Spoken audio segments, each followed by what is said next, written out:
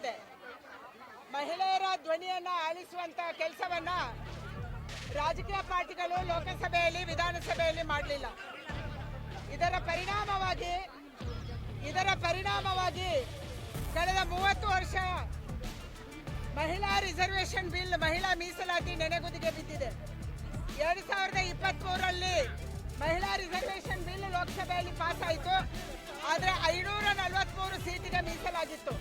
ಇವತ್ತು ಈ ಸೀಟನ್ನ 850 ಮಾಡಿ ಪುರುಷರಿಗೂ ಅನ್ಯಾಯ ಆಗಬಾರ್ದು, ಮಹಿಳೆಯರಿಗೂ ಮೀಸಲಾತಿ ಕೊಡಬೇಕು ಅನ್ನುವಂಥ ಕಾರಣಕ್ಕಾಗಿ ನರೇಂದ್ರ ಮೋದಿ ಅವರು ಈ ಬಿಲ್ ಅನ್ನ ತಂದ್ರು. ಡಿಲಿಮಿಟೇಷನ್ ನ ಜೊತೆಗೆ ತಂದ್ರು. ಯಾಕೆಂದ್ರೆ ಸೆನ್ಸಸ್ ಆದ ಮೇಲೆ, ಈಗ ಸೆನ್ಸಸ್ ನಡೆಯುತ್ತೆ ಬರುವಂತ ವರ್ಷಗಳಲ್ಲಿ, ಸೆನ್ಸಸ್ ಆದ ಮೇಲೆ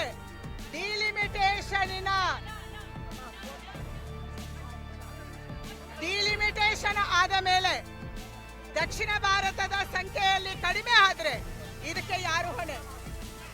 ಇದರಲ್ಲಿ ಒಂದು ವ್ಯವಸ್ಥಿತ ಷಡ್ಯಂತ್ರ ಇದೆ.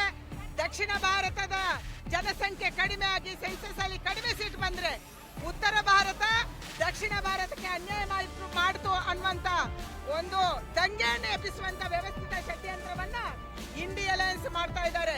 ಇದಕ್ಕೆ ಅವಕಾಶ ಸಿಗಬಾರ್ದು. ಈಗ 50% ಮೀಸಲಾತಿಯನ್ನು ಕೊಡೋದು ನಮ್ಗೆ ಲಾಭ, ಅದನ್ನು ಪಡ್ಕೊಳ್ಳೋದು ನಮ್ಗೆ ಲಾಭ. ಯಾಕೆಂದ್ರೆ 28 ಇದ್ದಂತ ಸೀಟ್ 14 ಹೆಚ್ಚಾಗುತ್ತೆ, 42 ಆಗುತ್ತೆ. ತಮಿಳುನಾಡಲ್ಲಿ 39 ಇದ್ದಿದ್ದು 59 ಆಗುತ್ತೆ. ಇದರಿಂದ ದಕ್ಷಿಣ ಭಾರತಕ್ಕೆ ಲಾಭ ಇದೆ. ಅದಕ್ಕಾಗಿ ದಕ್ಷಿಣ ಭಾರತ ಉತ್ತರ ಭಾರತ ಅನ್ನುವಂಥದ್ದರ ಒಡೆದಾಡಿಸುವುದಕ್ಕಾಗಿ ಇಂಡಿಯಾ ಅಲಯನ್ಸ್ ವ್ಯವಸ್ಥಿತ ಷಡ್ಯಂತ್ರದ ಮೂಲಕ ಇವತ್ತು ಈ ಬಿಲ್ ಅನ್ನ ಸೋಲಿಸಿದೆ.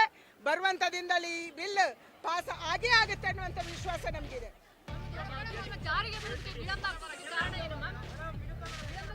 ಮೊನ್ನೆ ನಮ್ಗೆ 2/3 ಮೆಜಾರಿಟಿ ಸಿಗ್ಬೇಕಾಗಿತ್ತು, 66% ಮತ ಸಿಗ್ಬೇಕಾಗಿತ್ತು. ಆ ಮತ ನಮ್ಗೆ ಸಿಗ್ಲಿಲ್ಲ. ಅದಕ್ಕಾಗಿ ಬಿಲ್ ಬಿದ್ದೋಯ್ತು. ನಮ್ಗೆ ನಮ್ಮದೇ ಎಷ್ಟು ಸಂಖ್ಯೆ ಇತ್ತು ಅಷ್ಟು ಮತ ಬಂತು. ಆದ್ರೆ ಬೇರೆ ಪಾರ್ಟಿಯವರು ಕೂಡ, ಇಂಡಿಯಾ ಅಲಯನ್ಸ್ ಅವರು ಇದಕ್ಕೆ ಸಪೋರ್ಟ್ ಮಾಡಿದ್ರೆ ಆ ಬಿಲ್ ಪಾಸ್ ಆಗ್ತಿತ್ತು. 66% ಮತ ಸಿಗದೇನೆ, 2/3 ಮೆಜಾರಿಟಿ ಸಿಗದೇನೆ ಈ ಬಿಲ್ ಫೇಲ್ ಆಗಿದೆ. ಯಾಕೆಂದ್ರೆ ಕಾನ್ಸ್ಟಿಟ್ಯೂಷನಲ್ ಅಮೆಂಡ್ಮೆಂಟ್ ಬಿಲ್ಗೆ 2/3 ಮೆಜಾರಿಟಿ ಬೇಕಾಗಿದೆ, 66% ವೋಟಿಂಗ್ ಬೇಕಾಗಿದೆ.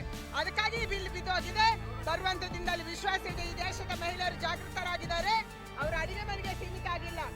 ಅವಳ ಕೈಯಲ್ಲಿ ಸೌಟು ಮಾತ್ರ ಇಲ್ಲ, ಅವಳ ಕೈಯಲ್ಲಿ ಆಯುಧನೂ ಇದೆ, ಅವಳ ಕೈಯಲ್ಲಿ ಕಂಪ್ಯೂಟರ್ ಇದೆ, ಅವಳ ಕೈಯಲ್ಲಿ ಸ್ಟೆಟಸ್ಕೋಪ್ ಇದೆ. ಅವಳು ಇವತ್ತು ಇಂಜಿನಿಯರ್ ಇದ್ದಾಳೆ, ಡಾಕ್ಟರ್ ಇದ್ದಾಳೆ, ಟೀಚರ್ ಇದ್ದಾಳೆ. ಈ ದೇಶದ ಮಹಿಳೆಯರು ಇಂಡಿಯಾ ಅಲಯನ್ಸ್ ಅನ್ನ ಸುಮ್ಮನೆ ಬಿಡಲ್ಲ ಅನ್ನುವಂಥ ವಿಶ್ವಾಸ ನಂಗಿದೆ.